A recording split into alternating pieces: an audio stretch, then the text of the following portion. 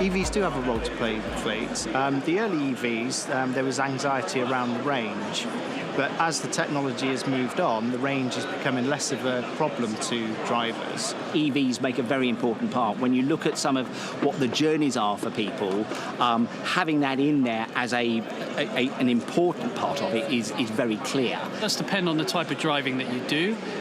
If you're doing 40,000 miles a year on the motorway, it's not going to be the right car. But city driving, with regular access to charging, they offer great whole life costs, relaxed driving, less fatigue. Where an EV probably works best is a perk fleet driver who has a short commute to work and then uses the car occasionally outside of work. I think it's understanding what the journey is. Again, when you look at how many fleets and the type of fleets there will be ones where it's a job need requirement, and if it's long journeys, that won't be appropriate.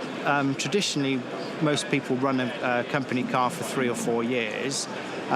With the electric vehicles, to get the payback, you really need to run them for a little bit longer. So rather than 3 or 4 years, run them for 4 or 5 years. But cost is a big one because you're comparing 4 pence per mile for electricity to 11 pence per mile or 13 pence per mile for a petrol or diesel version. To come into business applications, the range needs to extend, so battery life needs to improve. The charging is much better now, but it needs to become the norm. And as soon as that happens, then those vehicles will become maybe 8-10% of a typical fleet profile. We'll get the government to lay out what supports are available for fleets for the next 5, 10, 15 years, rather than sort of 6 months and 12 months at a time. And fleet operators can't build a policy around something that could change in 6 months.